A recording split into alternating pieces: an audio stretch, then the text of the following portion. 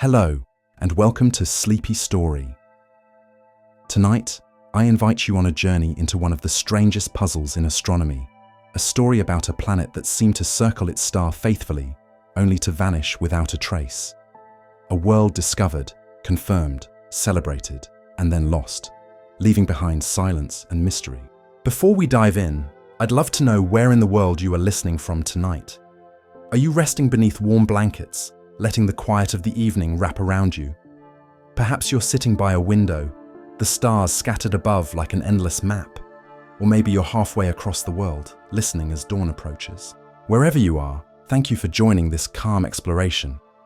If these calm, late-night journeys bring you peace or spark your curiosity, I kindly ask you to consider subscribing. Each click is not only support, but also a quiet motivation that fuels these stories. And to everyone who has taken the time to watch these videos, I want to say thank you. Your presence here truly means the world. A gentle warning before we begin. This story may keep you awake with fascination. If that happens, at least you will drift into dreams with wonder resting in your thoughts. Now, let us begin. Astronomy has always been a science of patience. Stars change slowly, galaxies drift over millions of years, and planets circle their suns with dependable rhythm. For centuries, we believed planetary orbits were reliable, predictable paths etched by gravity's steady hand. A planet, once found, was assumed to remain. But in recent decades, our telescopes have told us that the universe does not always follow our expectations. And among the most unsettling discoveries is this: a planet that was there and then was gone. The story begins with a distant star, hundreds of light years from Earth. It looked ordinary at first, shining steadily against the dark. But astronomers noticed something curious in its light. Using telescopes equipped to measure brightness with exquisite precision, they saw the star dim ever so slightly, then brighten again in a repeating cycle. The dips were consistent, like a cosmic heartbeat, and the explanation was clear. A planet was crossing in front of the star, blocking a fraction of its light each time it orbited. This method, called the transit technique, has become one of the most powerful tools for discovering planets. Each dimming is a shadow, a sign of a world moving across the face of its star. By measuring the depth and timing of the dips, astronomers can determine the planet's size, orbit, and even hints of its atmosphere. For this star, the signals were unmistakable. A gas giant, larger than Neptune, orbiting close to its sun. It was given a catalogue number, written into the record of discoveries, and added to the growing family of known exoplanets. For months, the data remained steady. The planet's shadow appeared like clockwork, dimming the star every few days. Observatories around the world confirmed it. Papers were written, conferences held, excitement spread. Another world had been found. Invisible to the eye, but proven by the steady rhythm of light. In the quiet halls of astronomy, this was the kind of triumph that lifted spirits, proof once again that patient watching could reveal hidden worlds. And then, without warning, the rhythm stopped. The star continued to shine, but the dips in brightness vanished. The expected transits never came. Weeks passed, then months, and still no trace. The planet that had been announced, confirmed, and studied seemed to have disappeared. It was as if the universe had erased its own signature. For astronomers used to stability, the silence was deeply unsettling. At first, many suspected error. Perhaps the data had been misread, or the instruments had introduced noise. But the original observations were solid, backed by multiple telescopes. Could it have been dust instead of a planet? Maybe clouds of gas or debris passing in front of the star, mimicking a planetary shadow. That explanation seemed possible, but dust clouds usually scatter light in ways planets do not, leaving telltale signals. This mystery star showed none. Other theories grew bolder. Some suggested the planet might have been destroyed, torn apart by tidal forces from its star. If it had orbited too close, gravitational stresses could have pulled it apart, scattering its remains into a ring of dust and fragments. In that case, the dips in brightness would fade as the debris thinned. Could that explain the silence? Perhaps, but no clear evidence of debris was found. Another possibility was even more haunting, that the planet had been ejected. In crowded planetary systems, gravitational encounters between worlds can fling one outward, hurling it into interstellar space. If that had happened here, the planet might now be a rogue, drifting alone in the dark between stars, invisible, unbound, silent forever. It would mean we had caught a world in the act of vanishing, glimpsed it briefly before it slipped away into eternal exile. The implications are staggering. If planets can vanish so easily, then our picture of stable solar systems must be reconsidered. It would mean that the family of worlds we see around stars may be less permanent than we imagine. Some might be born only to be lost, temporary shadows on the canvas of the cosmos. For astronomers, the case remains open. Some still search for faint signs of the missing planet, hidden perhaps by clouds of dust or disguised by orbital changes. Others study its star, looking for clues in variations of light and radiation. But so far, the silence endures. A planet once counted among the known worlds remains absent, its fate unknown. As we move deeper into this story, we will explore in detail the methods astronomers use to find planets and why this disappearance is so unusual.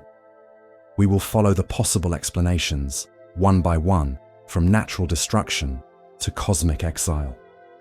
And we will reflect on what it means philosophically to lose a world, to imagine a planet existing, circling, and then simply gone, leaving only memory and questions. For now, let this mystery settle into your mind.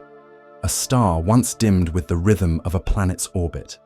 That rhythm stopped, the planet vanished, and the silence that followed may be one of the most profound mysteries ever whispered by the universe. The mystery of a vanished planet would be impossible to grasp without first understanding the ways in which astronomers detect planets around other stars. For thousands of years, humanity looked up at the sky and wondered whether other worlds existed.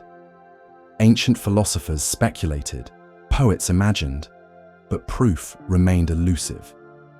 Stars seemed fixed, their light steady, their secrets locked away. Only in recent decades have we developed the tools to see beyond that veil, to recognize the faint shadows of planets orbiting suns hundreds of light years from Earth. There are several methods, but the one that revealed the vanishing planet is among the most elegant, the transit method. Imagine a firefly circling a street lamp. From a distance, the lamp's glow is steady, but if the firefly passes directly across its face, even the tiniest fraction of light is blocked. For a moment, the glow dims. In the same way, when a planet crosses in front of its star, the brightness of the star dips ever so slightly. Sensitive instruments can measure these changes with astonishing precision. For the star at the center of this story, the dips were clear and rhythmic. Each orbit produced a reliable shadow. The planet was large enough and close enough to its star that the dimming could not be ignored. It was as if the cosmos itself was sending a message. Here is another world. The discovery seems solid, the kind of result that builds careers and confirms theories.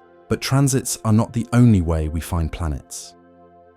Sometimes astronomers look for the wobble of a star caused by the gravitational pull of an orbiting planet tugging it gently back and forth. This method, known as the radial velocity technique, can reveal a planet's mass. Other times, we watch for tiny distortions in background starlight as it bends around a planet's gravity, a rare effect called microlensing. And on the rarest occasions, we capture direct images of exoplanets glowing faintly in reflected light, though such images are usually blurred, like shadows at the edge of perception. Each of these methods has strengths and weaknesses. Together, they weave a tapestry of evidence, giving us confidence when multiple techniques point to the same conclusion. For the planet that vanished, the transit signals were strong, but they were not backed by every method. Radial velocity data was thin. Direct imaging was impossible at that distance. Still, the repeating dips seemed undeniable, until suddenly, They were gone. This absence matters because transits depend on alignment. For us to see a planet pass in front of its star, the orbit must be edge-on from our perspective. Even a slight shift could hide the planet from view. Was that what happened here? Did the planet's orbit tilt, making its shadow invisible to us? It seems unlikely, for such shifts take immense gravitational disturbances. Nothing in the star's environment suggested a force strong enough to cause that change. If not a tilt, then what? The silence of the transit record became haunting. Night after night, telescopes returned the same result. Steady light, no dips, no shadows. It was as if the star was telling us, there is nothing there. And so astronomers began to consider explanations that were stranger, darker, more unsettling. Some suggested that the planet might have disintegrated, vaporized by the heat of its star. We know of such processes. Planets called Chthonian worlds, remnants of gas giants stripped of their atmospheres, scorched until only rocky cores remain. But even then, some trace should have lingered. Dust, gas, a residue of ruin. This star showed no such scars. Others proposed an orbit so eccentric that the planet no longer passed in front of the star. Perhaps we caught a handful of transits by chance, during a rare alignment, before the planet swung away on a path that would not bring it across the star's face again for centuries. This explanation is mathematically possible, but the odds are tiny, and science prefers patterns over coincidence. So the question deepened: was this truly a planet that vanished, or was it never there at all? Was the shadow we saw an illusion, a passing cloud of dust, a misinterpretation of data, a trick of light? Skeptics whispered this possibility, but the data, verified across multiple observatories, resisted dismissal. Something was there. Something crossed that star, dimmed its light, and then disappeared. The human side of this story is just as important. Imagine being one of the astronomers who first detected the dips, who stayed awake through long nights of observation, who felt the thrill of discovery. A new world, a new data point in the vast census of the galaxy. Then imagine the weeks later, staring at screens where the rhythm had gone silent, watching the star refuse to dim, waiting for shadows that never returned. It is not just data that vanished. It is certainty, trust, the comfort of prediction. To lose a planet is not simply to lose a number. It is to lose a piece of the story you thought you were writing. And in that loss, something profound emerges. We are reminded that the universe is not tame. It does not conform neatly to our categories or expectations. It surprises, unsettles, humbles. The planet that vanished may not have been large compared to our imaginations, but its disappearance has shaken confidence in how stable and knowable planetary systems truly are. As we carry this question forward, we prepare to examine the possible explanations in greater detail. Did tidal forces destroy the planet? Did dust clouds hide it? Was it expelled, cast adrift as a rogue? Each possibility carries implications not only for this world, but for our understanding of countless others. The silence of one star becomes the echo of many questions. And in that silence, we find the heart of this story, that the universe is always more mysterious than we assume, always more ready to astonish us with the unexpected. The silence surrounding the vanished planet invited explanation, and astronomers began to unfold their most plausible theories. Each idea attempted to weave together the evidence, the confirmed transits that announced the planet's presence, followed by the sudden absence of its shadow. If the data were sound, then the only conclusion was that something profound had happened to the planet itself, or to our ability to see it. The first and most dramatic possibility is destruction. Planets can die, though not in the way stars do. Their ends are quieter, more fragile. For worlds orbiting too close to their stars, the heat and gravitational pull can strip away atmospheres, boil oceans, and fracture cores. Gas giants in particular are vulnerable if their orbits bring them near the stellar furnace. In such cases, a planet can be peeled apart layer by layer, reduced to fragments, and scattered into dust. Astronomers studying the vanished planet considered whether such a fate might have occurred. Could the world have been torn apart, its remnants spread into a thin veil too faint for us to detect? We know of other systems where this has happened. Some stars host dust rings, glowing halos of debris left behind by disrupted planets or moons. Such rings can mimic transits, dimming stars irregularly as clouds pass by. But this star showed no such signature. No glowing dust, no irregular flickers, only steady light. If destruction occurred, it was complete, leaving no trace we could see. Another theory is concealment. Perhaps the planet did not die but was hidden. Clouds of dust and gas can obscure planets, wrapping them in shrouds that mask their transits. Imagine a moth circling a lamp, hidden behind a drifting curtain. The lamp still glows, but the moth's shadow no longer appears. Could the vanished planet be circling still, cloaked by material that blocks its signal? Astronomers looked for evidence: infrared excess from heated dust, spectral hints of absorption. Again, nothing appeared. The star shone with a clean spectrum, unmarred by veils. Concealment remained possible, but unsupported. The most unsettling theory is ejection. In crowded planetary systems, gravitational interactions can fling planets outward. A massive neighbor, a resonant orbit, or a chaotic instability can combine to hurl a planet into interstellar space. If the vanished world were ejected, it would now drift alone, a rogue planet unbound to any star. Such worlds are real. Astronomers have found them, wandering lightless, warmed only by the faint heat of their cores.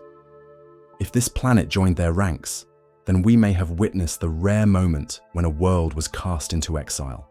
That possibility chills the imagination. To see a planet exist one year and to know it drifts into darkness the next.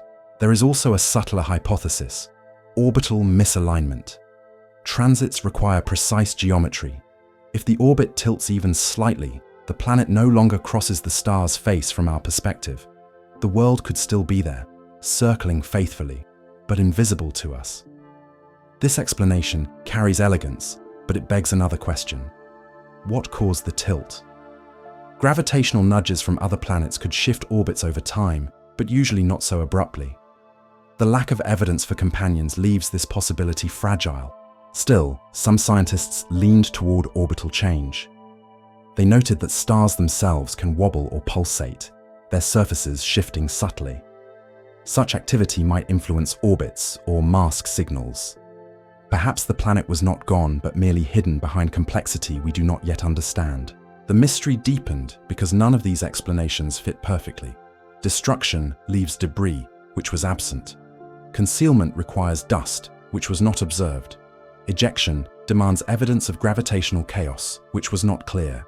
Misalignment should reveal other companions, which we have not seen. Every theory stretched against the limits of the data. The planet remained a ghost, confirmed, celebrated, and then gone.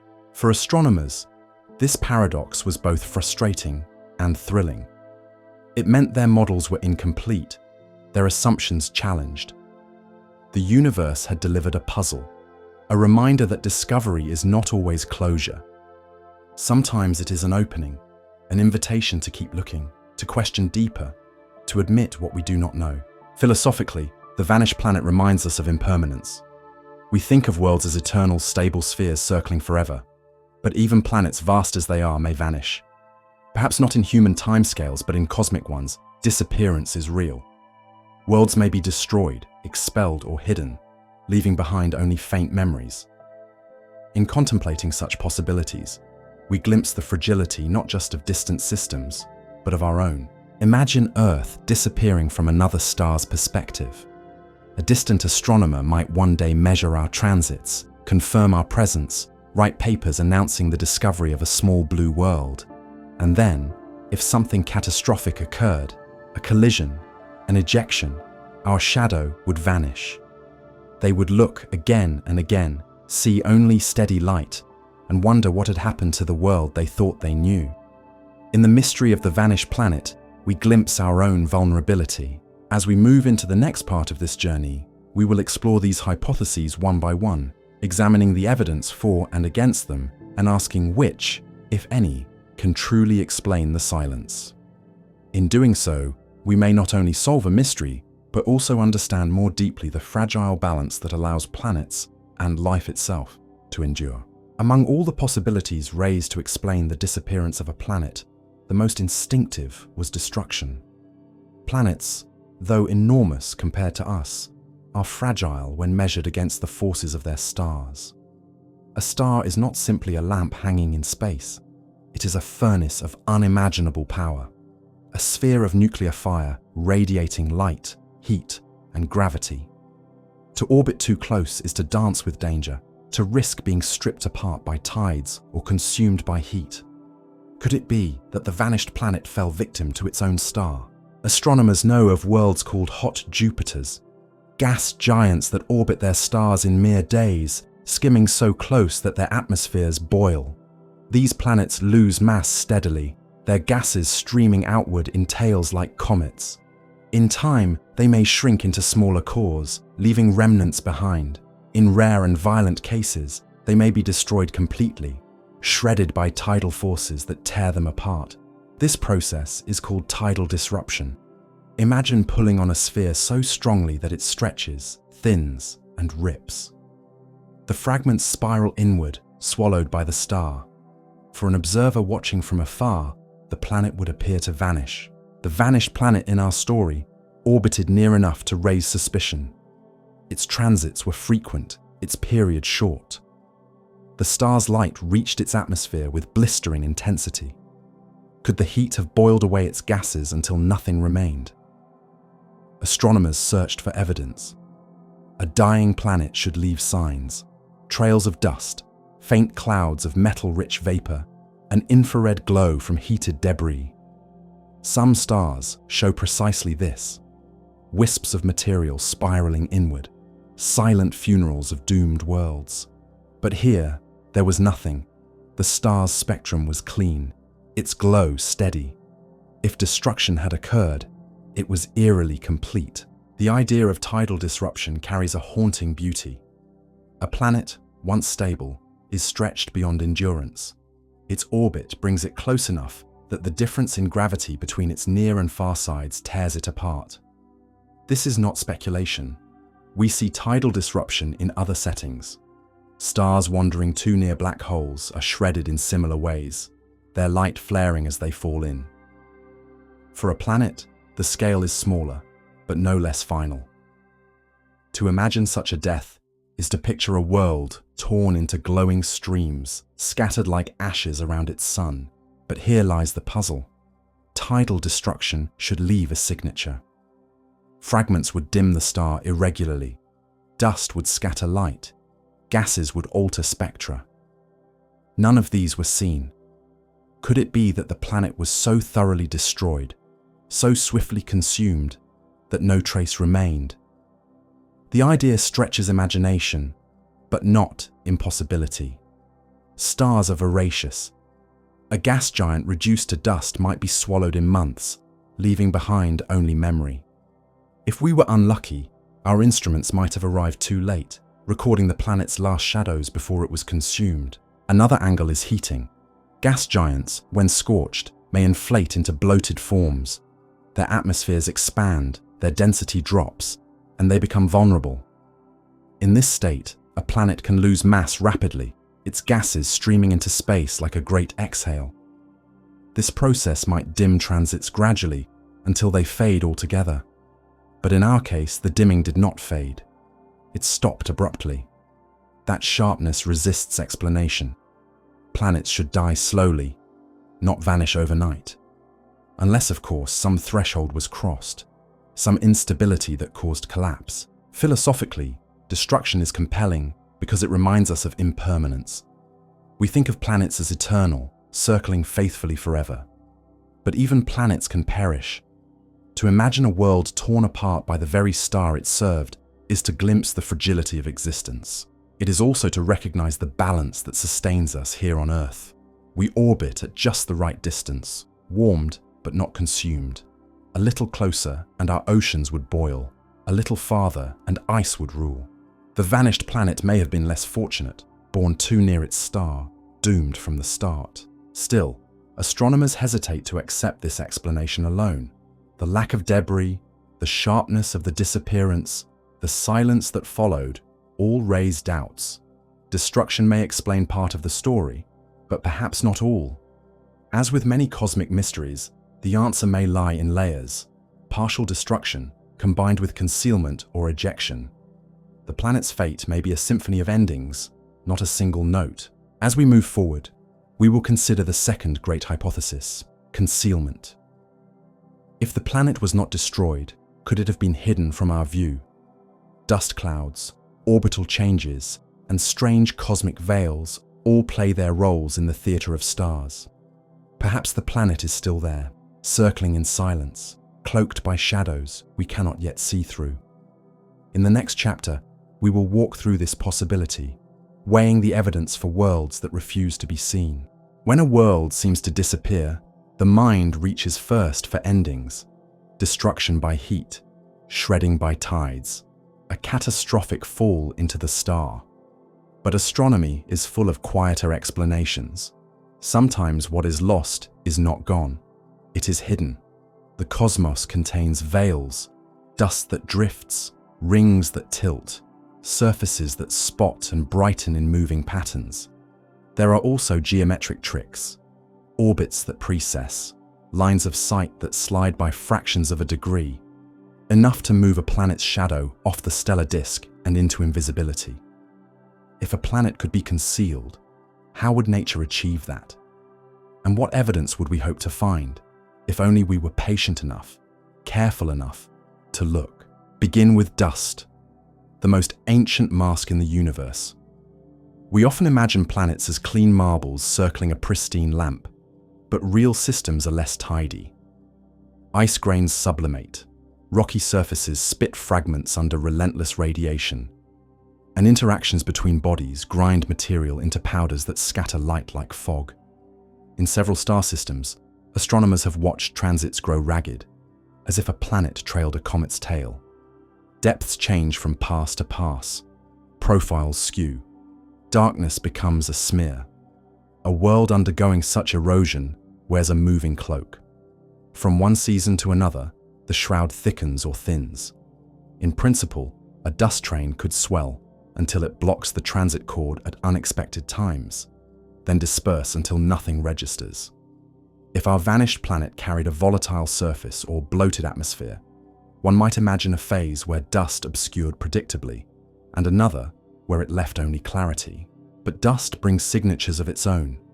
Heated grains glow, especially in infrared light, and scattering changes a star's color in subtle ways. In the case that haunts us, careful searches revealed no glow, no color shift, no spectral fingerprints of a dusty veil. That finding does not outlaw dust, but it restrains the imagination. If a mask exists, it must be thin, cool, or fleeting, present in just the right moment to complicate detection, and then gone again before telescopes can isolate it. Another mask is carved by geometry. Transits are performances seen from a single aisle seat in a vast theater. To notice a planet cross a star, our line of sight must align with the slender road where the planet's orbital track cuts the stellar face. Shift that track upward or downward by a fraction of a stellar radius, and the crossing vanishes. The planet still orbits, but its shadow falls outside the visible disk. How can such a shift occur? Through nodal precession, the slow rotation of an orbit's plane around the star, driven by torques from other planets, an oblate stellar figure, or a distant companion. The effect is gentle but real. Over months or years, the line where the orbit intersects the sky can drift. A world that once crossed near the stellar equator may migrate toward a grazing path, then just beyond. From our seat, the curtain closes, though the dance continues behind it. Nodal precession leaves clues of its own. Before transits cease entirely, they often grow shallower and shorter as the impact parameter increases. The planet skims a narrower chord across the star. Timing can waver slightly, durations change. If we had recorded a sequence of shrinking transits before silence, we would have a convincing story. The orbit tilted out of view. In our case, the record's ending felt sharper. One cycle, the dip stood where expected. The next, nothing. Sharp endings strain a precession narrative, though they do not break it. Suppose the orbit was already grazing. A small additional torque could push the cord off the disk between two observing campaigns. We might then search for the faintest echoes, secondary effects, like occultations of a hot daytime hemisphere, or subtle variations from star-crossing exomoons. None surfaced with confidence. The geometry remains plausible, but unproven. There is also the possibility of rings. A ringed planet presents an ever-changing silhouette. Saturn, seen face-on, wears a broad luminous halo. Seen edge-on, it narrows to a knife. If an exoplanet bears rings, the depth and shape of its transit can vary with the ring plane's tilt. Over time, gravitational torques make rings precess about the planet's equator. If the planet's equator is inclined to its orbit, and the orbit itself precesses around the star's spin axis, a rich choreography follows. A sequence of bold, complex transits can fade as the ring plane swings edge-on, reducing the apparent cross-section. In the most extreme configuration, the rings contribute almost nothing to dimming. If the planet beneath is modest and the data noisy, the signal can drop below detectability. When the ring plane rotates again, transits may return, transformed in shape. It is a lovely idea, an elegant, reversible mask. The challenge, again, is evidence. Ringed transits often carry telltale shoulders and long ingress or egress times. Our last secure dips lacked such flourishes. That does not exclude rings entirely. It only removes the comfort of textbook features. A related veil involves exomoons and their halos of material. Moons can trail clouds of gas or dust stripped by radiation and micrometeorites. A planet with a retinue of small companions may drag a ragged entourage across the star, blending small dips into one broad profile. If the moons were lost, collided, escaped, or reconfigured, the composite shadow could alter dramatically. In rare cases, the removal of a moondust envelope could reduce the event depth enough that detection pipelines fail. The core planet would still transit, but the combined signature that once flagged the system might fall beneath thresholds. Careful reprocessing can recover such muted signals, but only if time and telescope schedules allow the long, patient stare that subtlety demands. One cannot discuss masks without the star itself. Stars are not perfect bulbs. They are living furnaces with mottled surfaces. Star spots, cool, dark regions, rotate in and out of view. Faculae, bright patches, do the same. When a planet crosses a spotted belt, the depth of the transit can change. A dark spot under the cord makes the dip shallower. A bright region makes it deeper. If spots evolve, the apparent transit can wobble in shape and timing. In noisy data, these changes can mimic disappearance. For a large planet, however, spots rarely erase a signal entirely. Only the most active stars can mask a giant cleanly, and even then, the variability pattern usually betrays itself. The star at the heart of our case, while not featureless, did not behave like a tempest. Its photometry was quieter than the mystery demanded. Another path to concealment is statistical rather than physical. Transits are brief compared to the days between them. If predicted times drift because of gravitational tugs from unseen neighbors, transit timing variations. And if our observing windows are narrow, we can simply miss events. A world might transit on schedule plus or minus an hour, then 2, then 5. Observatories bound by weather, seasons, and instrument availability glance away at crucial moments. The result looks like silence even when the dance continues. This explanation is the most merciful of the masks. It requires no dust, no tilting, no storms, only a mismatch between the sky's rhythm and our attendance. It is also, in principle, fixable. Extend the watch. Coordinate telescopes around the globe. Build campaigns that follow the star through many cycles, accepting that some nights will yield nothing but patient data. If transits return unexpectedly, we celebrate. If they do not, the absence grows meaningful. There is a deeper geometric trick worth considering: spin-orbit coupling between the star and the planet. Young, rapidly rotating stars can be oblate, bulging at their equators. That bulge creates a gravitational quadrupole that torques close in orbits, driving precession faster than a distant companion would. If the star's spin axis is misaligned with the planet's orbit, the line of nodes can walk across the sky on humanly accessible timescales. In extreme cases, a transit season can begin and end within a decade, a handful of visible crossings bracketed by long intervals of invisibility. Catching such a season is luck. Missing the next return would feel like loss. This mechanism fits our yearning for a reversible explanation.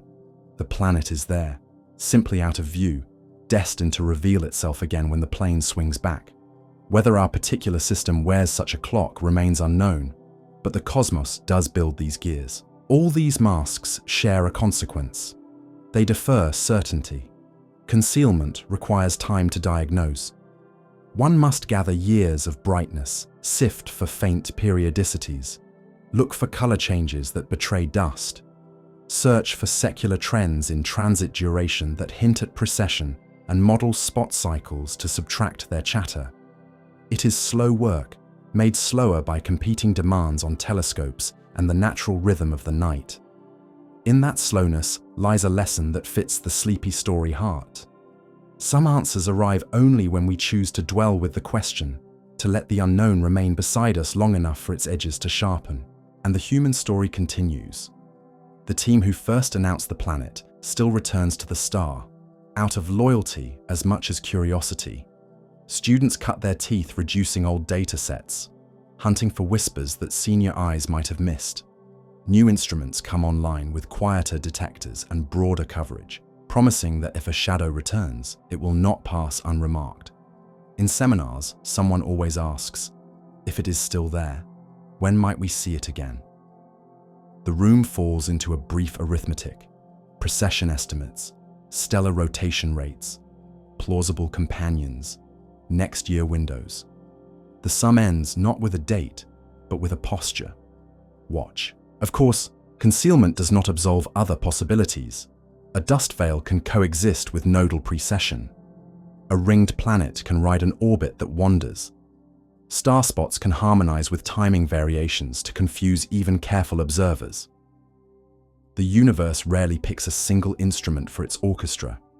In that sense, the vanishing act may be a chord, a light dusting of particles, a small tilt, a patch of star, and an inconveniently timed storm on Earth, all conspiring to silence a signal for a while. If that is the case, patience will win. The mask will slip, and the world will draw its line across the star again. But there remains one more family of explanations, and it is the one that keeps some awake in the quiet hours. What if the planet is not hidden at all? What if it was removed, its path altered so profoundly that it no longer belongs to the star? Planetary systems are not always gentle families. They contain giants that migrate inward, shepherds that scatter their siblings, resonances that amplify small tugs into grand rearrangements. A world can be thrown outward into a dark independence, becoming a rogue planet that wanders between stars. Others can be swapped into long, eccentric loops that keep them from ever crossing the stellar face again, trading our neat transits for orbits measured in decades or centuries. To consider removal is to cross a threshold from masks to endings. It asks us to imagine the planet not behind a curtain, but beyond the theatre altogether. That is the path we will take next. The physics of gravitational eviction, the delicate balances that become catastrophes, and the lonely fate of worlds that lose their suns. For now, hold the picture of gentle concealment close, a dusting of particles, a tilted path, a ring turned edge on. And remember that a missing shadow does not always mean a missing world. Sometimes the cosmos simply chooses to dim the lights and let a scene pass in silence. Concealment offers comfort. It allows us to imagine the planet still there, circling in silence, hidden by veils of dust or the tilt of geometry, waiting for the day when its shadow might return. But another family of explanations carries less mercy: that the planet did not hide but was expelled, cast out of its home system into the wilderness between stars. In this vision, the vanished world was not masked but banished, its orbit shattered by a moment of gravitational chaos. The cosmos, though vast, is not always gentle. Not. Planetary systems are families, but they are not always harmonious. When stars form, they are surrounded by disks of gas and dust. Within those disks, matter clumps into planetesimals, then embryos, then fully grown planets.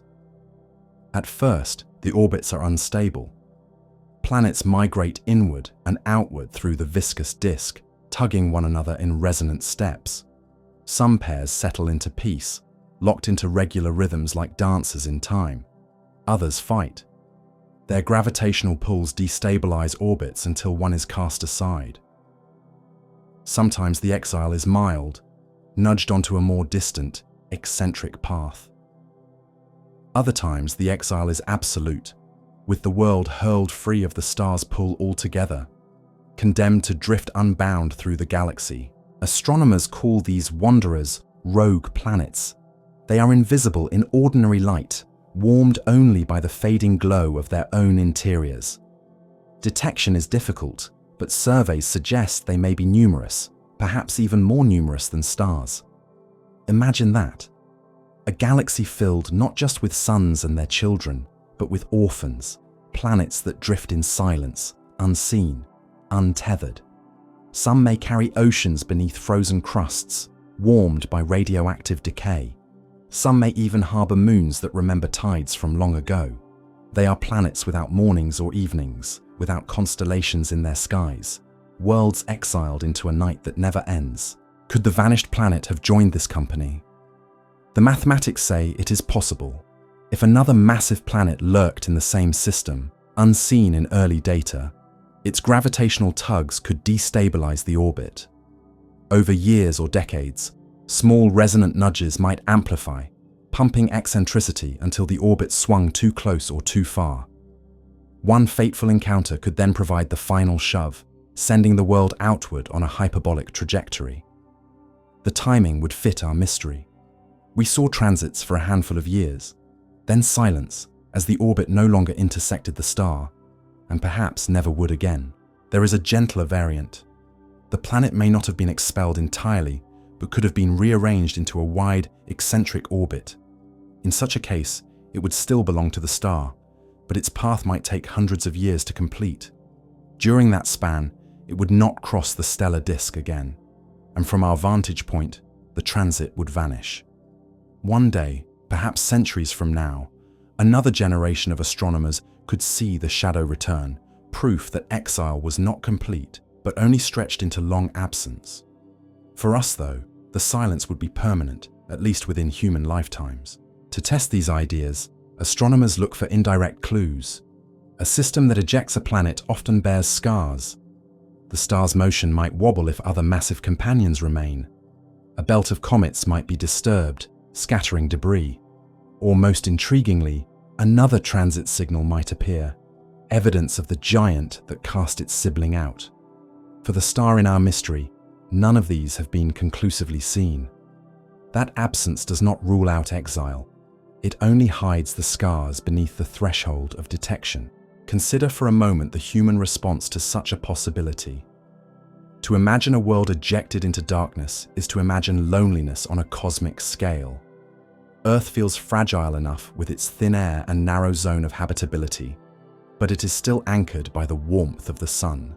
A rogue planet has no such anchor. Its surface freezes, its atmosphere collapses, and its only heat comes from within. And yet, some scientists suggest even such worlds might carry life. Beneath thick ice, geothermal warmth could sustain oceans. In eternal darkness, creatures might adapt to chemical energy instead of sunlight. Exile, then, is not always death. It is a different kind of existence. Colder, quieter, but perhaps not empty. Philosophically, ejection shifts our sense of permanence. We like to think of solar systems as orderly, of planets as loyal companions to their stars. But the truth is more dynamic. Families can change, worlds can be lost, and the cosmos, vast though it is, contains many such stories. Each rogue planet is a reminder that stability is not guaranteed, that permanence is an illusion written by human lifespans. The vanished planet becomes, in this light, not an isolated puzzle, but a symbol of cosmic impermanence. As astronomers debate exile, they are also humbled by perspective. From our place, watching a single star, we cannot know the whole story. Did the planet vanish because of a dust veil, a tilt, or a true eviction? Our tools are powerful but incomplete. The answer may be forever out of reach. And perhaps that is fitting. The universe does not always offer closure. It offers questions that keep us watching, listening, and wondering. As we move deeper into this tale, we will turn from exile to what it means philosophically for us. What does it mean to lose a world? What does it teach us about our own Earth, orbiting in its fragile balance around the Sun? Before that reflection, though, we must consider one last class of explanations. Not destruction, not concealment, not exile, but illusions. Scenarios in which the planet was never there at all, or was misunderstood from the start. In the next part, we will explore those haunting possibilities. So far, we have followed the planet into destruction, into concealment, and into exile. Each explanation assumes the same premise, that the world existed and that something happened to it. But what if the premise itself is uncertain? What if the vanished planet was not a planet at all, but a trick of light, a mirage carved by data and interpretation? This possibility is the most unsettling of all. It does not destroy a world, it dissolves one into doubt. Astronomical discovery is always mediated through instruments. We do not touch exoplanets. We infer them from dips in starlight, from spectral lines that wobble, from faint glimmers teased out of noise. Instruments translate photons into voltages, voltages into numbers, and numbers into curves on screens. Between the star and our eyes stands a forest of mirrors, detectors, algorithms, and assumptions.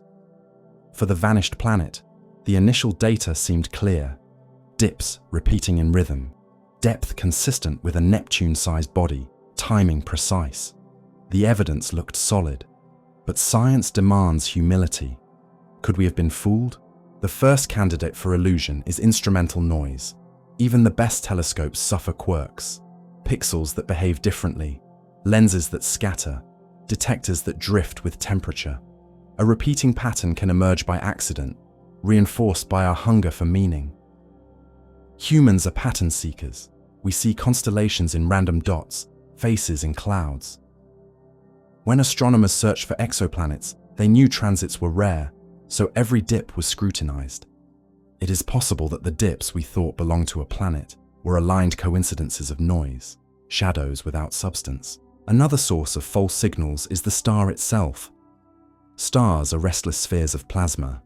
Their surfaces pulse, brighten, and dim with magnetic cycles. A star spot drifting across the disk can mimic a shallow transit, and when the rotation period of the star coincides by chance with a candidate orbital period, the deception deepens. For young stars especially, the noise of activity can overwhelm subtle planetary shadows. Our star of mystery was not the most active, but neither was it still. Could its restless surface have tricked us into believing a planet crossed where only turbulence lived? There is also the possibility of blends. Telescopes sometimes gather light from multiple stars in the same field. If a fainter companion undergoes an eclipse, one star passing in front of another, the dip can masquerade as a planetary transit when diluted by the brighter neighbor. These false positives are notorious in exoplanet science. Careful follow-up usually weeds them out, but not always. Could the vanished planet have been a phantom born of a background binary star, hidden in the glare? If so, then the planet never existed at all. The shadow belonged to a star that was not the one we thought we were watching. False positives can also arise from data reduction pipelines. Algorithms designed to clean, fold, and search data sometimes overfit. They align dips that are not periodic or enhance fluctuations until they resemble rhythms. In the case of our planet, the dips repeated several times, enough to build confidence. But how many repetitions are enough? 3, 5, 10. The threshold is arbitrary. Astronomers must balance excitement against caution. A planet discovered adds to careers, headlines, momentum. A planet retracted disappears not only from the sky, but from resumes. The human hunger for discovery can bias interpretation, even unconsciously. Perhaps the vanished planet was a story we told ourselves, a fiction reinforced by the echo chamber of expectation. The philosophical weight of this possibility is profound. If the planet never existed, then what vanished was not a world, but our own certainty. It reminds us that science is provisional, a process of constant revision. Data is never pure. It is always filtered by instruments and minds. The vanished planet becomes a mirror reflecting our fallibility. The silence of the star teaches not only humility before nature, but humility before our own perceptions. And yet, one must be careful not to fall into despair. Illusion does not mean futility. The history of astronomy is filled with false starts. In the 19th century, astronomers believed they had found canals on Mars, linear features etched by intelligent hands. The canals vanished when telescopes improved. Neptune, by contrast, was predicted from wobbles in Uranus's orbit and proved real. Pluto was discovered but later demoted, not because it was illusory, but because our categories changed. Each misstep, each correction, refined our understanding. If the vanished planet proves to have been a mirage, then it is part of this lineage, a stepping stone rather than a dead end. There is also a softer middle ground. Perhaps the planet existed, but our measurements exaggerated its clarity. Perhaps it was smaller than we thought, dimmer, grazing the star in a way that made its shadow fragile. Our data might have glimpsed it at its strongest moments, while later observations, less lucky, missed it. In that case, the world is not imaginary, only elusive. It is not gone, but it hides in the margins, waiting for instruments more sensitive, for watchers more patient. The illusion is partial, not total. It does not erase the planet. It only erases our certainty. For astronomers, the possibility of illusion is both humbling and motivating. It sharpens methods, drives demand for follow-up, encourages caution. Every time a planet is announced and later retracted, the field grows stronger. The vanished planet may become a cautionary tale told to students. Remember, shadows can deceive. Demand multiple lines of evidence. Be humble before the data. In this way, the illusion teaches, even if it disappoints. But for those of us listening at night, lying beneath blankets, or watching the stars through quiet windows, the idea resonates differently. It whispers that the universe is not only mysterious, but also elusive, that our tools and our minds are imperfect. It asks us to accept uncertainty, to live with questions not as burdens, but as companions, to wonder whether a world ever existed, and to find meaning in the wondering itself, is part of being human. As we prepare to step further into this journey, the narrative shifts once again. We have walked through endings, through veils, through exile, and through illusions. Each path offers part of the truth, none the whole. In the next part, we will draw these strands together. We will ask what the vanished planet teaches us, not just about science, but about impermanence, fragility, and the ways we hold stories in the dark. For the universe is not always clear, but it is always generous in mystery. The idea that a planet could vanish has already led us down 4 winding paths: the harsh clarity of destruction, the gentle misdirection of concealment, the lonely permanence of exile, and the sober possibility of illusion. Each path felt convincing when we stood within it.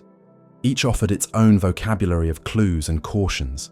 Step back, though, and the scene changes. What remains is not a single answer, but a layered understanding of how fragile and contingent our knowledge can be when it is built from shadows. Think first about endings. A planet skimming too close to its star can inflate like a hot lantern. its outer layers lifted by heat and unbound by tides. Gas streams away into space. Dust condenses and forms a faint tail. Fragments spiral inward. In other systems, we have seen this handwriting. Transits that grow ragged, spectral hints of vaporized metals. Even starlight dimmed in asymmetric ways as clouds drift across the face of a sun. The story has an austere beauty. A world appears, struggles against its star, and then vanishes into the very light that gave it day. If that is what happened here, our observations caught only the last acts. The curtain fell, and the stage was clean. No glow of dust, no lingering color shift, no residual ring of rubble. A tidy ending is possible in nature, but rare. The lack of residue leaves a quiet doubt, like a footstep that makes no sound. Concealment speaks more softly. It says the planet is still there, but the geometry has changed, or a veil has been drawn. Transits depend on alignment so precise that a shift thinner than a fingernail across the stellar disk can move a shadow out of view. Orbits can precess under torques from an oblate star, a distant companion, or hidden siblings. When that happens, transit seasons open and close, years of clear crossings, then years of invisibility, then a return. Rings complicate silhouettes. Exomoons add halos of dust. Star spots and bright faculae alter depths and shapes until detection pipelines falter. Concealment is a craftsman, not a demolisher. The difficulty is that it often leaves threads to tug, gradual shallowing, stretched ingress and egress, a faint, infrared murmur from dust kept warm by starlight. Our record, by contrast, ended with a sharp edge. One night, the rhythm held. The next, silence. Perhaps the cord was already grazing the limb, and a small additional tilt pushed the planet's path just beyond visibility between seasons. Perhaps the veil was thin, cool, and brief, a curtain drawn and opened while our telescopes faced weather, the moon, or other obligations. The universe does not schedule its subtleties to match our calendar. Exile asks for courage from the imagination. It suggests the world was not masked, but removed, flung outward by gravitational quarrels until the star's pull could not call it back. Simulations show how easily resonances, nudges, and near misses amplify into catastrophe. A massive neighbor migrates inward, a smaller world is pumped to high eccentricity, and one close encounter later, there is only a receding trajectory and a frozen future in interstellar night. Rogue planets are not speculative ornaments. Surveys imply they may be abundant, drifting as orphan worlds warmed only by their own internal heat. Picture such a planet. No sunrise, no sunset, only the pressure of ice above a dark ocean and the weak glow of its core. Exile is a hard story, but not a hopeless one. Some theorists sketch niches where chemistry, not sunlight, sustains life beneath the crust. Even so, if exile is the answer for our vanished world, its silence will be permanent for us. The transit will not return. A different kind of audience might detect it far away by the faintest bend of starlight during a microlensing event and never know it was once counted in another star's family. Illusion turns the mirror toward our own eyes. A planet can disappear because it never existed, because data was blended from two unresolved stars, because star spots mimicked a rhythm, because an algorithm aligned random noise into a deceptive pattern. Astronomy thrives on humility born from such corrections. The history of the field is studded with misreadings that taught us to see better. When a detection is retracted, it does not erase the watching. It refines the method that will find the next truth. Still, the heart resists. The mind prefers a world that died, or hid, or wandered, to a world that was never there. Accepting illusion feels like waking from a vivid dream and finding that your hands are empty. Perhaps the most honest stance is to hold these paths together and notice how they echo. Destruction and concealment both explain silence, but one is final while the other is cyclical. Exile and illusion both remove the planet from our ledger, but one does so physically and the other epistemically. Each pair asks us to respect a different kind of absence. In practice, the cosmos often braids its causes. A slight precession can turn a central transit into a graze, which becomes easier to miss when star spots and faculae roam the path, which becomes easier still when exomoon dust dissipates, which becomes easiest of all when storms close the dome on the 2 nights that mattered. Then a pipeline's threshold trims away the remaining whispers. The planet did not have to die. It only had to be ordinary, while our timing was not. The scientists who keep returning to this star understand that patience is not a posture but a program. They lengthen baselines, lower thresholds, coordinate instruments across latitudes to catch wayward schedules. They compare light at different colors to catch dust that hides in plain sight. They build models in which ring planes turn and orbits, precess, integrate those models with stellar rotation, and ask what a grazing chord would look like 2 years from now, 5 years from now, 10. They allow for the possibility that the next clear answer might belong to someone in a new generation. The planet's shadow, if it returns, may do so for people who do not remember the first excitement at all. There is an educational quiet to this. Students learn that uncertainty is not a flaw to be scrubbed out, but a dimension to be mapped. They learn to keep 2 or 3 explanations alive in their notebooks at once, resisting the comfort of premature closure. They learn that a negative result, when acquired with care, is not emptiness but shape, a boundary around what can and cannot be. The vanished planet becomes a compass rather than a trophy. Its silence points toward gaps in our knowledge and toward designs for instruments that could close those gaps. For listeners, the lesson bends inward. Here on Earth, we are anchored by a star that rises and sets, by seasons that bring warmth and rain, by an orbit that keeps oceans liquid and air friendly. It is tempting to think this balance is guaranteed by the size of our planet or the goodness of our sun. In truth, it is a contingent harmony. Alter the distance a little, change the tilt a little, erode the atmosphere beyond repair, and our ordinary mornings become precarious. The mystery of the vanished planet asks us to treat our stability as a gift that needs tending, not a property that can be assumed. It invites gratitude, quiet, durable gratitude, for the rhythms that sustain us. There is also an aesthetic grace in admitting that some questions will remain open across many nights. A story that ends in uncertainty can still be whole if it leaves us with a clear way to listen. In this case, listening means returning to the star without resentment, making room in our plans for long watches that may yield no applause, and refining our tools so that the next whisper is caught. It means recognizing that science, like the kind of rest we seek at this hour, often arrives when the mind is attentive without gripping. So we bring the 4 corridors together and let them stand like pillars in a dim hall. Destruction reminds us that worlds can end and still leave something behind to learn from. Concealment reminds us that patience can be a form of seeing. Exile reminds us that permanence is not promised. Illusion reminds us to watch our own watching. Between these pillars stretches the quiet we have been walking through, no longer a void, but a gallery where each possibility casts its own light. From here, our path will curve a little inward. We will keep one eye on the star and the other on ourselves, and ask what it means to keep searching when outcomes are uncertain, what it means to hold hope without forcing answers, and how to take care of our own small world while we study worlds that might have been.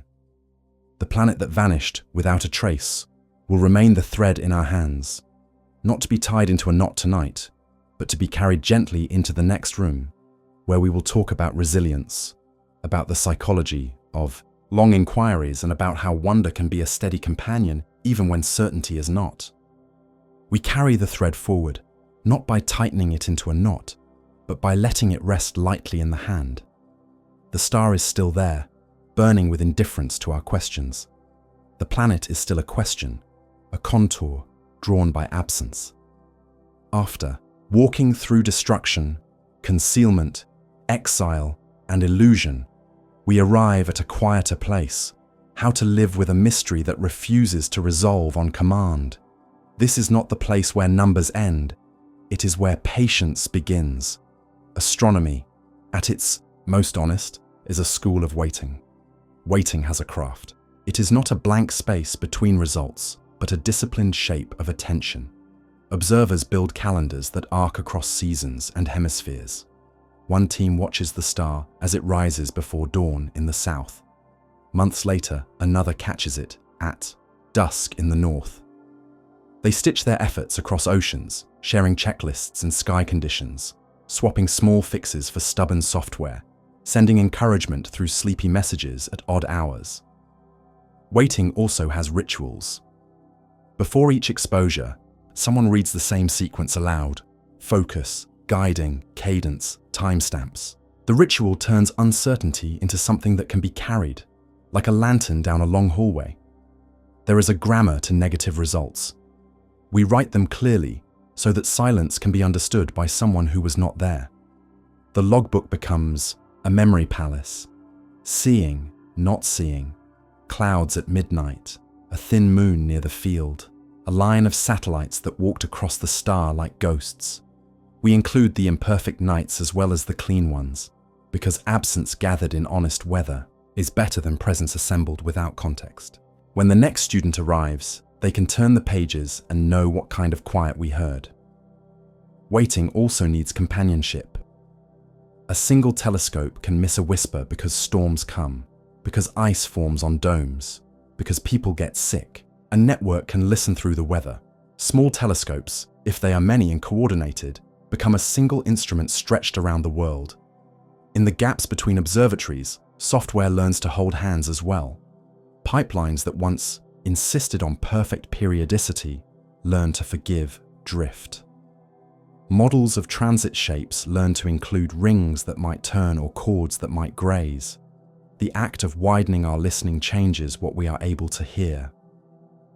All of this is practical. It is also ethical. We owe the public a clear story about what it means to chase a vanishing world. It is tempting to celebrate a discovery so loudly that when silence arrives, the correction sounds like defeat. It is braver to speak with care the first time. We can tell the truth without draining the wonder. A planet appears to cross a distant star. If this holds, it will be beautiful. Here are the ways it might fool us. Here is how we will test the claim with patience. When silence follows, the audience understands that the story has turned a page, not been torn from the book. Trust survives, because we did not borrow more of it than the evidence could repay. There is also an inner ethics, a way of taking care of the mind that must spend long months with open questions. You cannot hold uncertainty in a clenched fist. If you do, it becomes anxiety. You hold it as you would hold a fragile shell found at low tide. Firmly enough not to drop it, gently enough not to crush it. That is the stance of the astronomer in the long watch. It is also a stance that helps beyond astronomy, when we wait for answers that depend on more than will or speed. The vanished planet teaches us to make a map of absence. On such a map, a clean non-detection is a landmark. A night ruined by fog is still a road sketched faintly in pencil. A pipeline adjusted to allow for grazing chords is a bridge. When enough of these marks gather, a shape emerges, the boundary of what the planet is allowed to be. It may not tell us whether the world died, hid, wandered, or glimmered falsely. It tells us where those possibilities must live. That boundary is science. It is also a kind of poetry, describing the outline of a thing by describing everything around it. There are practical designs that grow from this way of seeing. We lengthen baselines by anchoring campaigns to stars rather than semesters. We build cross-hemisphere partnerships so that transit seasons do not fall into winter for everyone at once. We mix instruments, one that listens to visible light for dips, another that listens in infrared for dust that refuses to glow in color, another that listens to the star's motion for the whisper of a heavy companion. We write proposals that admit openly that a null result is a possible and valuable outcome. We choose cadence not only for the transits we hope to catch, but for the transits we must allow ourselves to miss without losing the thread. the mystery, also bends our questions toward Earth. A planet that could appear and then fall silent reminds us that stability is negotiated, not granted. Our days, our seasons, the temperate belt where liquid water thrives. These are all balances struck by distance, tilt, air, and time. We live inside a harmony assembled by accidents that happen to persist. To look at a lost world and feel sorrow is to feel love for this one. The appropriate answer to that feeling is care. We tend oceans and air because the boundary that keeps them gentle is narrow. There is a softer teaching as well. A vanished world can be a comfort to someone who lies awake under a small lamp and listens to a story, wondering about their own unanswered things. The cosmos has room for questions that stay open. The sky is not impatient with them. To follow a star for years in order to learn what it will not say is not a failure. It is a way of belonging to a universe that speaks in both words and pauses. You can fall asleep not because you know the ending, but because the shape of the listening has become familiar. When astronomers share their work, they bring more than data. They bring a way of paying attention that anyone can borrow. Watch slowly. Keep a record. Coordinate with others. Adjust your tools when the world changes its angle. Value a clear silence as much as a loud signal. Credit the people who kept the watch when nothing happened, because that is when endurance was practicing how to be ready. If the planet returns, their pages will be the ones that turn into a discovery. If it does not, their pages will still be the ones that teach. A common worry in long searches is the fear of missing the very thing you love. It is soothed by redundancy. If 2 observers look, and then 3, and then 10, missing turns into a shared risk that is light enough to carry. Redundancy also has a spiritual side. It refuses to let a single person's fatigue decide the fate of a question. It lets rest be part of the method. That is a lesson worth learning from a star that gives light without hurry. We also learn to write invitations instead of declarations. An invitation says, "This is the schedule we think the star might keep. If you can watch, watch with us.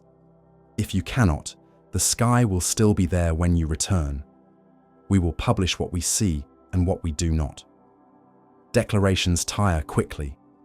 Invitations hold their shape across years because they make a place for others to arrive without apology. The vanished planet, in that sense, has recruited a quiet community. People who never met share the same star, the same graphs, the same vocabulary for darkness. Some nights, the most useful thing is to step away from the screen and look up with unassisted eyes, reminding yourself what the instruments are translating. A sky full of points is still the first instrument. You find the bright shape of a familiar constellation and imagine the missing world orbiting one of those lights, whether or not it is true. Imagination is not an error. It is the muscle that pulls the next telescope into existence. It lets you hold wonder without confusing it for evidence. Both are needed. Evidence makes maps. Wonder makes journeys. From a technical perspective, we will continue to assemble tests that can discriminate between our 4 stories. If destruction was complete, the star's spectrum may remain quiet, but the absence of dust must persist across seasons and instruments.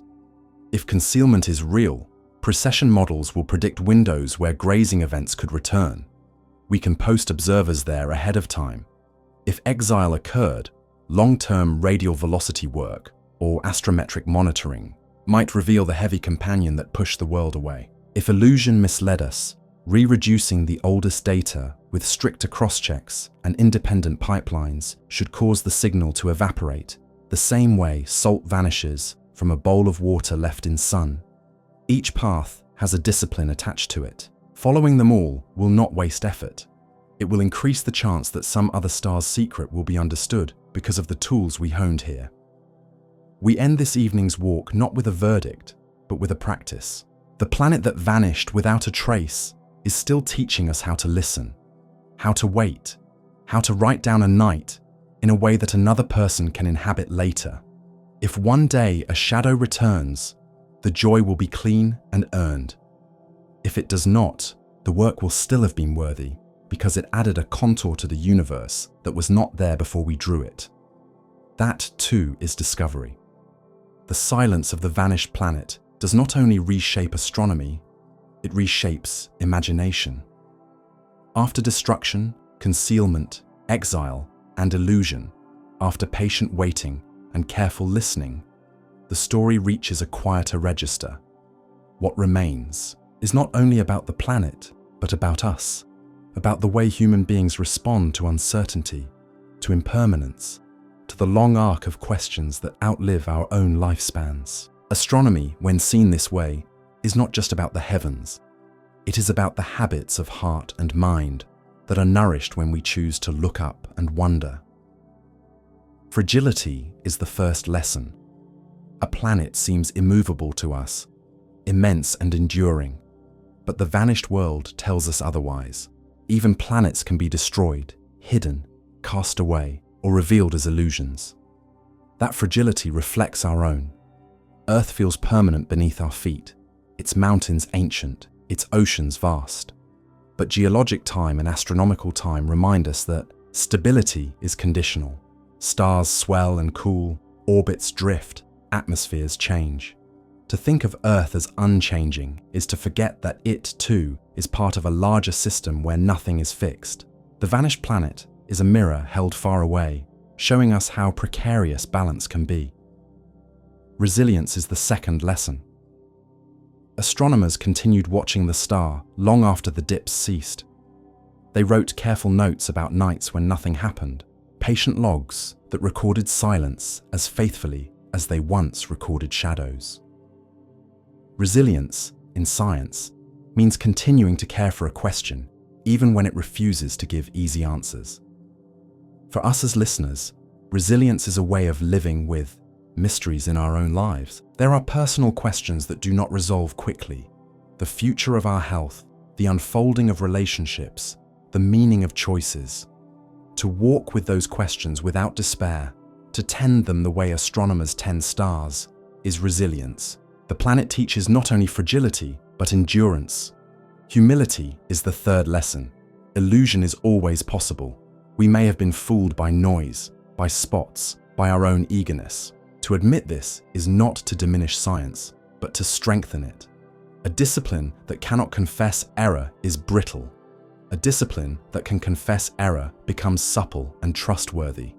Humility is the recognition that we are not omniscient, that our instruments and models are partial. But humility does not paralyze, it sharpens. It ensures that when we do claim knowledge, that knowledge has been tested against silence as well as signal. The vanished planet teaches humility by its absence. Patience is the fourth lesson. Theories will remain on the table for decades until new instruments, new missions, or new generations take up the watch. A world that slips out of alignment may not return to view in our lifetimes. That is not a failure. It is the rhythm of the cosmos. The sun rises and sets in spans of hours. Planets circle in spans of years. Orbits precess in spans of centuries. To study planets is to learn to measure time differently, to practice patience, longer than ambition usually allows. For us, patience may be practiced in daily life by holding questions without rushing, by giving room for answers to grow slowly. The planet's silence is a teacher of time. Wonder is the fifth lesson. Even in silence, we imagine, we picture debris spiraling inward, or dust veils drifting, or rogue worlds carrying hidden oceans, or illusions dissolving into clarity. The absence of certainty becomes a seed of creativity. In this sense, the vanished planet enriches the imagination more than a confirmed detection might have. A confirmed planet would be catalogued, measured, compared. A vanished planet opens a gallery of possibilities. For listeners, this means that not knowing is not empty. It is fertile. Wonder is not the opposite of knowledge. It is what knowledge grows from. Taken together, fragility, resilience, humility, patience and wonder form a constellation of virtues, just as real as Orion or Cassiopeia. We can trace them in the sky of our lives the way astronomers trace light curves across their graphs. The vanished planet is a reminder that the cosmos is not only a collection of physical systems, but also a teacher of attitudes, of stances toward the unknown. Each listener, lying beneath blankets or sitting quietly by a window tonight, is part of that lesson. The mystery is not remote, it is intimate. And still, astronomy presses forward. The star will be watched again with larger telescopes. Data will be compared across decades. If another shadow appears, it will bring joy. If no shadow appears, that silence will shape future missions. The point is not closure, the point is continuity. The story of the vanished planet continues because people choose to continue it. That is the deepest lesson of all. That curiosity itself is resilient. That wonder does not require certainty to endure. As we move deeper into this narrative, the focus will broaden again.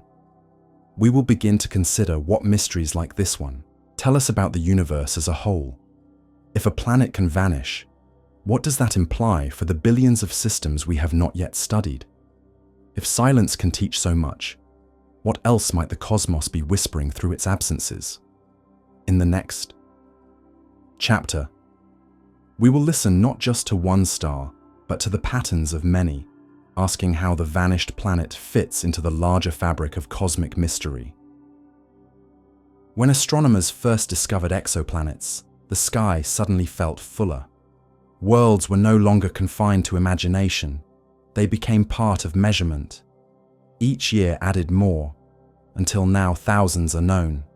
Hot giants skimming close to their suns, super-Earths orbiting in days, cold gas giants circling far beyond. Each detection carried a thrill, but also a rhythm.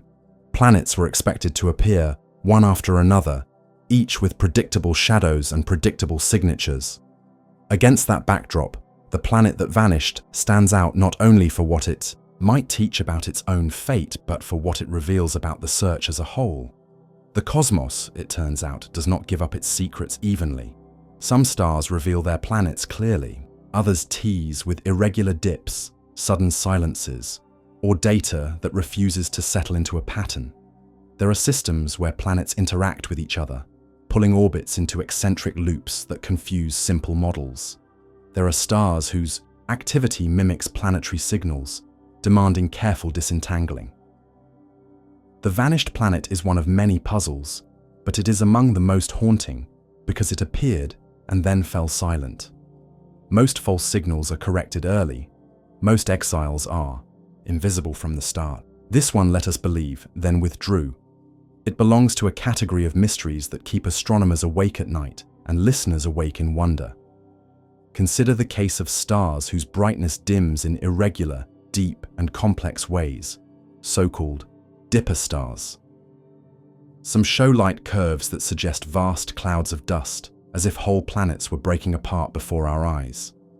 Others show variations that resist explanation altogether. For years, debates have swirled. Are these the deaths of planets, the births of new ones, or something stranger? Each case, like our vanished world, stretches imagination and instruments alike. There are also rogue planets detected not through transits but through gravitational microlensing, brief events when a dark world passes in front of a more distant star, bending its light and magnifying it. These events are rare and fleeting, and the planets they reveal drift without suns. Each one reinforces the idea that exile is common. The vanished planet may not be unique. It may be one more orphan, added to an invisible census. Beyond individual cases lies the larger truth. Planetary systems are dynamic. They are not static collections of worlds placed once and for all. They evolve. Gas giants migrate inward through disks of gas, shepherding or scattering smaller companions. Moons are stripped, tilted, or broken. Atmospheres erode under radiation. Orbits wobble and shift. Our own solar system bears scars of ancient rearrangements, giant impacts that formed the moon, migrations that may have sculpted the asteroid belt, tilts and resonances that echo through the architecture of planets. Against this backdrop, a vanished world does not feel impossible. It feels like one more expression of the restless creativity of gravity and time. The significance of the vanished planet grows when we consider statistics. Thousands of planets are known, but tens of thousands more are suspected. Each detection depends on perspective. Transit methods see only those aligned perfectly. Radial velocity detects only those with sufficient tug. Direct imaging requires rare brightness and distance. Every method leaves gaps. For each planet we know, many more are hidden. Within those hidden populations must be others that vanish, others that are misread, others that defy neat categories. The vanished planet is not an exception. It is a messenger telling us how incomplete our view still is. Philosophically, this expansion shifts the tone of the mystery. No longer is it a single story of loss or doubt. It becomes an emblem of how much of the cosmos resists being pinned down. For every world catalogued with mass and radius, another lingers in uncertainty. For every triumphal headline, another retraction or puzzle follows. This is not a failure of astronomy, but its essence. The willingness to live in the frontier between known and unknown. For listeners, this broadening has its own comfort. It means the silence we ponder tonight is not empty. It is part of a choir of silences, each one speaking in a different register. The vanished planet stands beside other enigmas. Stars that flicker without cause, galaxies that seem too massive too early, cosmic structures that defy simple formation models. Together, they remind us that mystery is not rare in the universe. It is the rule. Certainty is the exception. The vanished planet also gives us a new way of imagining our place. Earth, fragile though it is, has persisted long enough for us to look outward. But Earth too exists in a system that once shifted dramatically. Jupiter's migrations may have scattered early worlds. Mars may be a stunted embryo, prevented from becoming larger by those same rearrangements. Even now, Earth's orbit is subject to slow wobbles, cycles that alter climate over millennia. When we listen to the silence of another world, we are listening also to the precarious stability of our own. As the search expands, so do the tools. New missions like the James Webb Space Telescope and future observatories planned for decades to come will listen with sensitivity unimaginable a generation ago. They will be able to detect atmospheres, to study compositions, to follow stars across longer arcs. If the vanished planet exists still, hidden by tilt or dust, instruments of the future may recover it. If it was destroyed or exiled, those same instruments may catch others in the act, teaching us that the silence we heard was part of a wider pattern. The lesson of part 11, then, is perspective. One world vanishing is not an isolated event, but a clue to the restless, unfinished nature of planetary systems everywhere. Our own system was once chaotic. Others still are. The vanished planet reminds us that discovery is not always a march forward, but a dance sideways, an adjustment of expectations, a widening of the lens. As we prepare to continue, the path will turn more reflective still. In the next chapter, we will look at how stories like this one, of planets found, lost, and doubted, shape our imagination of the universe as a whole. We will ask what it means to live in a cosmos where even the ground under stars can shift, and how wonder remains steady even when certainty does not. The mystery of the vanished planet is not only about astronomy, it is also about the ways we imagine, the stories we tell, the myths we create when faced with silence. Humans have always filled the sky with stories. Long before telescopes, constellations were maps of meaning, with animals, heroes, and gods drawn across the stars. The vanished planet fits into this long tradition. Though it comes from modern instruments and data pipelines, it too has become a story, one we tell ourselves about loss, uncertainty, and the fragile beauty of worlds. Every generation has woven its own narratives into the sky. For the Babylonians, planets were gods moving against the fixed stars, their motions omens of fate. For the Greeks, they were wanderers, asteres planetae, embodied in myths that connected heaven and earth. In medieval times, The planets became symbols of divine order, part of a celestial hierarchy. Today we study them with spectrographs and algorithms, but the impulse is the same. We look at the sky and tell stories that explain, comfort, or warn. The vanished planet continues this lineage, a new myth for an age of data. In this myth, the vanished planet becomes an allegory. To some, it is a story of impermanence. Even things as vast as planets can be fragile. To others, it is a parable of humility. Our tools and interpretations can deceive us. To still others, it is a reminder of exile, that not all worlds stay bound to their suns, just as not all people remain in their homes. Each interpretation says as much about us as about the planet. In telling the story, we reveal what we value and what we fear. Science and myth are not opposites. Science gives us the careful methods, the data, the models. Myth gives us meaning. When the two intertwine, mystery becomes richer. Think of how the discovery of black holes gave rise not only to physics, but to metaphors of inescapability, transformation, and hidden depths. The vanished planet does something similar. Astronomers debate dust, precession, exile, and illusion, while storytellers and listeners use the same silence to explore loss, patience, and wonder. The result is a dialogue across disciplines, a chorus of voices speaking about one absence. For listeners in the quiet of night, the vanished planet becomes almost like a dream. It is something half real, half imagined, suspended between evidence and imagination. Dreams have always played this role, blending the possible with the impossible, weaving meaning where logic cannot. The planet that appeared and then withdrew has the quality of a dream remembered at dawn, so vivid in the moment, then slipping away, leaving behind questions that feel larger than answers. Imagination is not a luxury in science, it is a necessity. Every hypothesis, every model, begins as an act of imagination. To propose that a world might be hidden by dust or tilted out of alignment is to picture something unseen.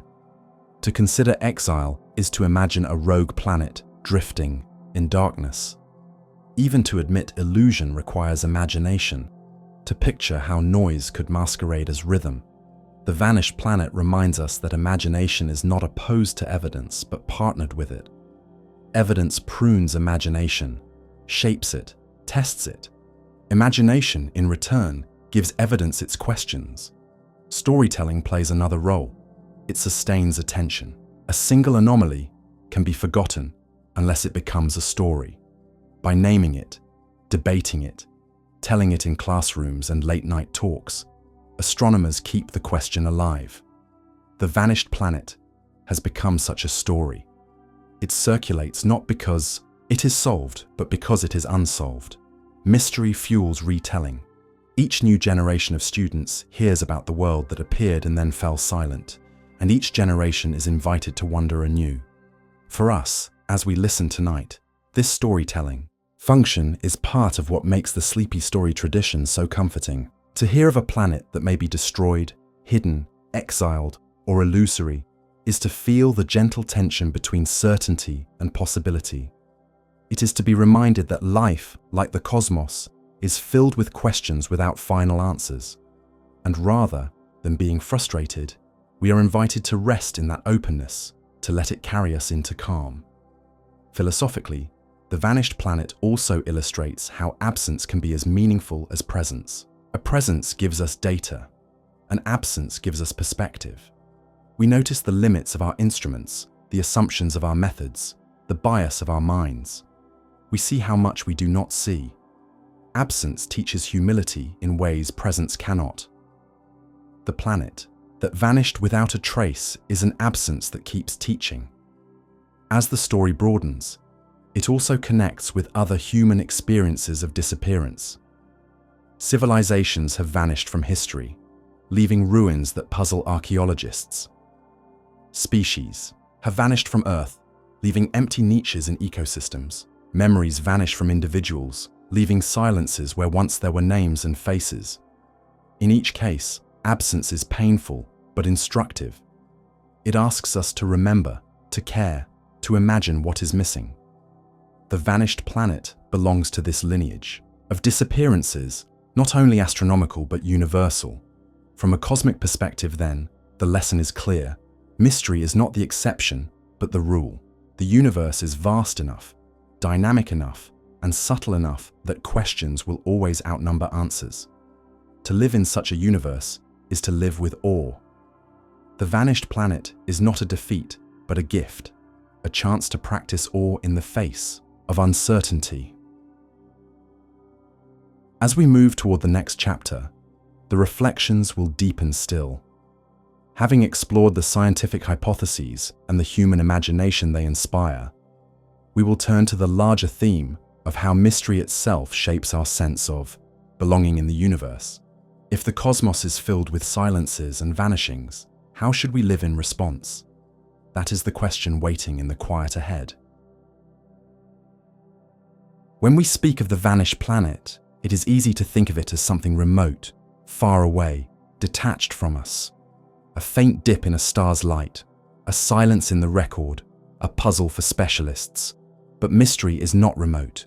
Mystery has a way of folding the far into the near, of teaching us about our own place in the universe. The story of a world that appeared and then withdrew is not only about astronomy, it is about belonging. Belonging is not the same as certainty. Certainty anchors us in answers. Belonging anchors us in connection. To belong is to feel part of a whole, even when we do not understand every detail. The vanished planet gives us belonging not by solving itself, but by drawing us into its silence. When we listen together to a star that refuses to explain itself, we share in the act of watching. Across continents, under different skies, people have stayed awake for the same dips, logged the same silences, and told the same story. That shared attention is itself a form of belonging to each other and to the cosmos. Uncertainty, then, is not an enemy of belonging. It is its fabric. If the universe explained itself fully, if every shadow were accounted for and every orbit mapped, wonder would collapse into inventory. It is because the cosmos withholds, because planets vanish, because stars flicker and silence persists, that we are invited to keep watching. Our belonging is not in answers, but in the shared posture of curiosity. Consider Earth in this frame. Our planet is precarious, balanced between heat and cold, sustained by an atmosphere both fragile and generous. When we study another world, that seems to vanish. We remember that Earth too could be lost, if not by destruction, then by neglect. The awareness does not diminish belonging, it deepens it. We belong to Earth more fully when we realize its impermanence. We belong to the cosmos more deeply when we recognize that silence is part of its language. The vanished planet also teaches us that belonging is not passive. Astronomers did not shrug when the transit stopped. They returned with larger instruments, refined algorithms, coordinated globally. They kept the question alive. Belonging to the cosmos means responding to its mysteries with care. We do not only receive the sky, we cultivate our relationship with it. We build telescopes, write papers, train students, and share stories. Each act is a form of participation. To belong is to contribute, to tend the questions as one tends a garden. There is a gentle paradox here. To feel small in the face of the universe can also make us feel more connected. A vanished world reminds us of scale.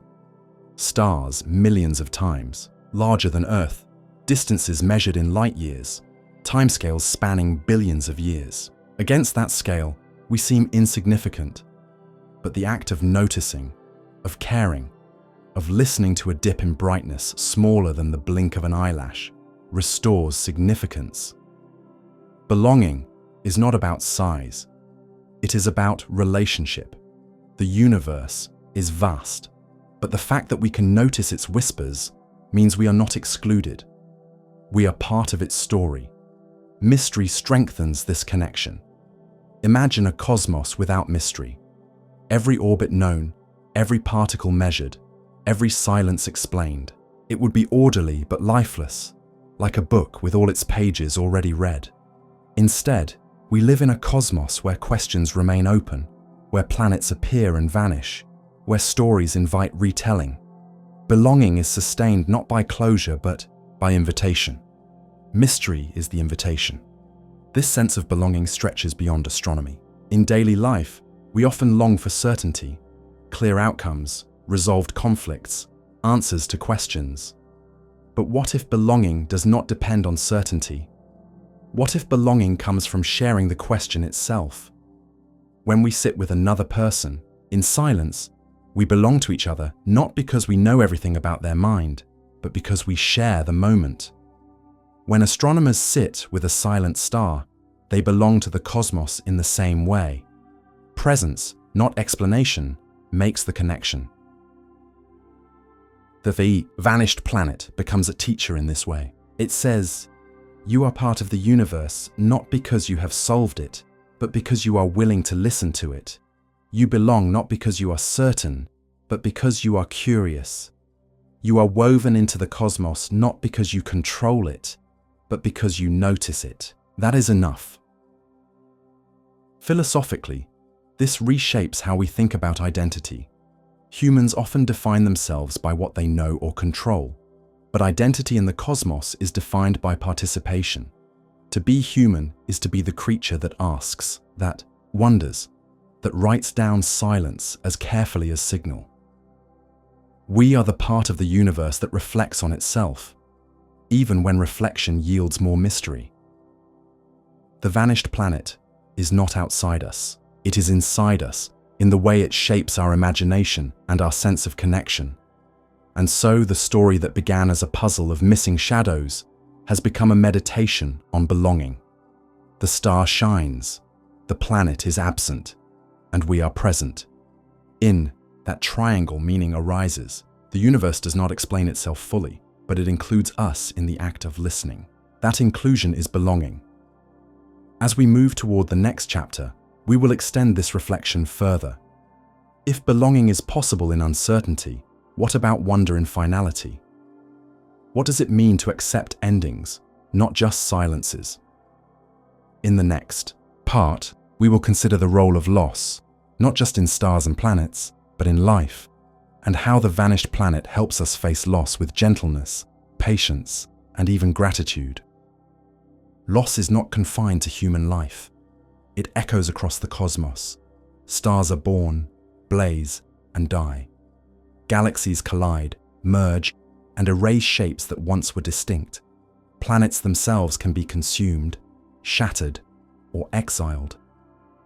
When we think of the vanished planet, we are thinking of one more form of cosmic loss, a world that appeared briefly, then slipped away. Its absence is not only scientific but symbolic, teaching us about the ways loss can be faced, endured, and even transfigured into meaning.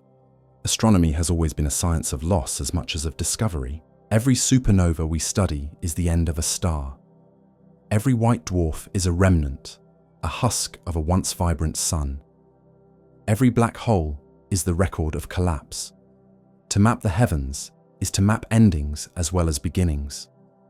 The vanished planet belongs here, not as a confirmed death, but as a reminder that disappearance is part of the cosmic cycle. Sometimes the universe shows us what is missing as clearly as what is present. For human beings, loss often feels like rupture, a tearing away of something we thought permanent. We mourn people, places, even certainties. The vanished planet mirrors this. Astronomers mourned its absence quietly, in journal papers, in retracted announcements, in the patient rewriting of catalogues. For them, as for us, the work was to accept that what had seemed solid could dissolve.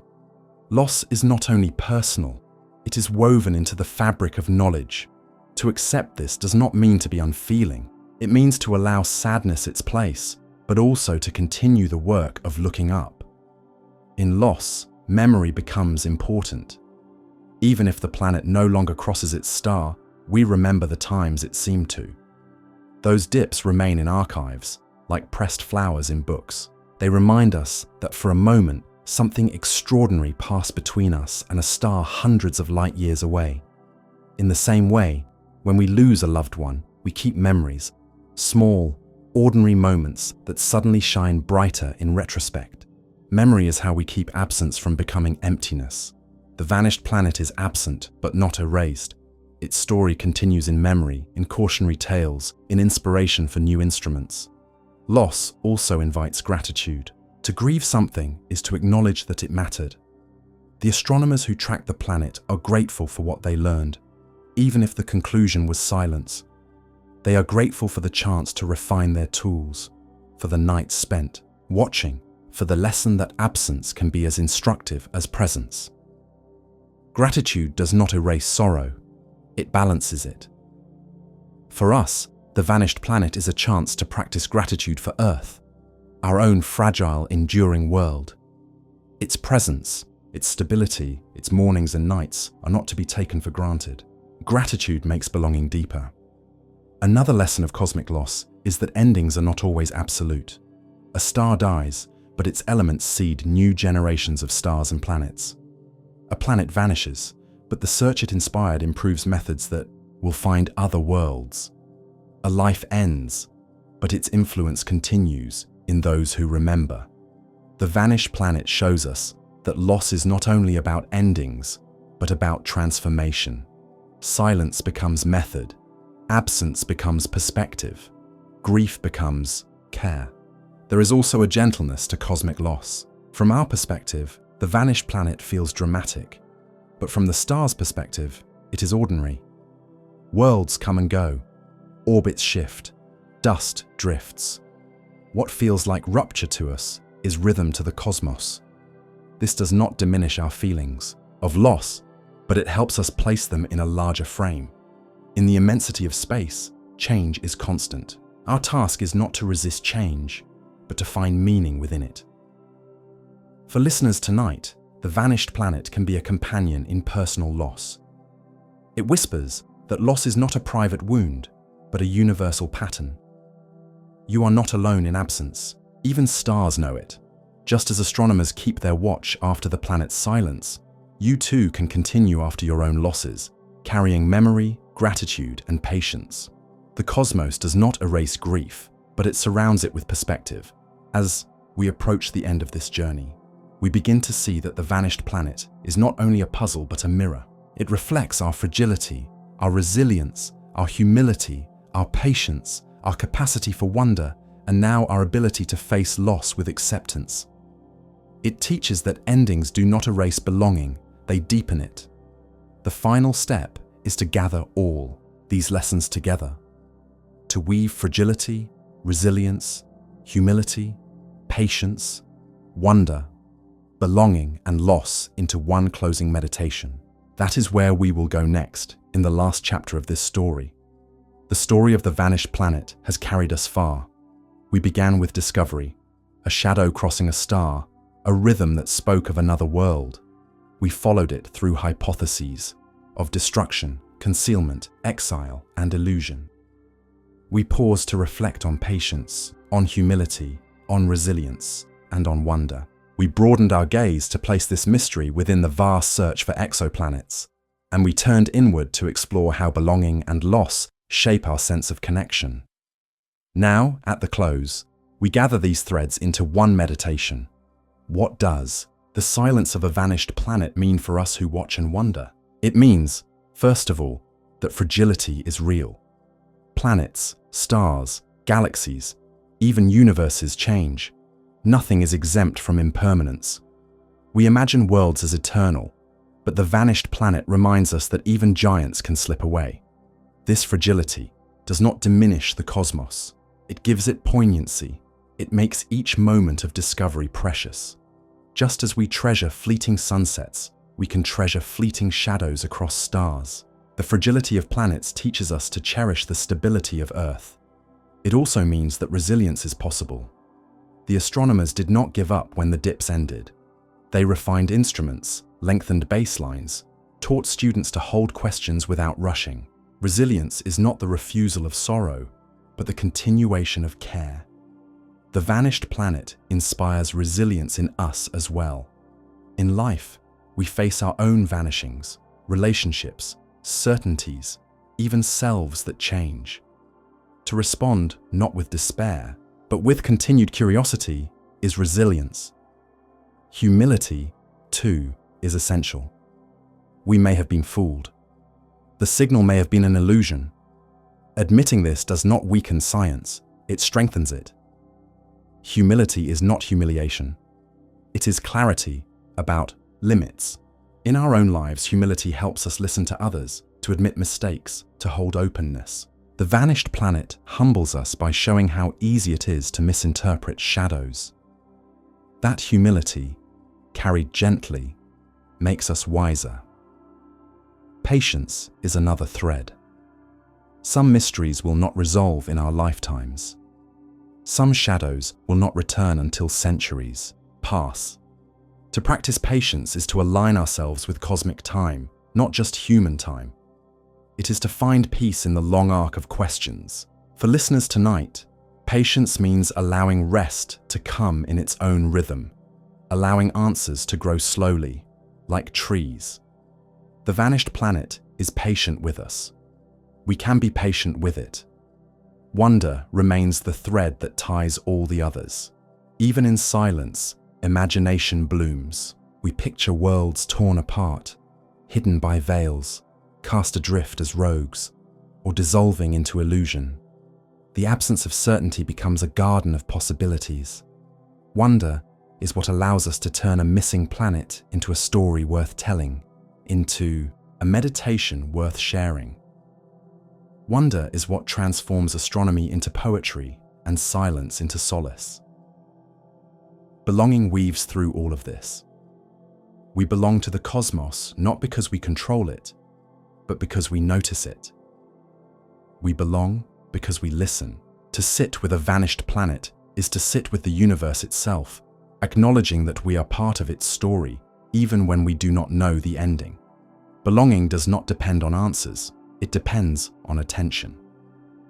By attending to the vanished planet, together, across continents and through time, we form a quiet community of wonder. Finally, loss. The vanished planet is a teacher of endings. It shows us that even in the cosmos, things can be gone. But it also shows us that endings feed new beginnings. Methods refined, students trained, imaginations sparked.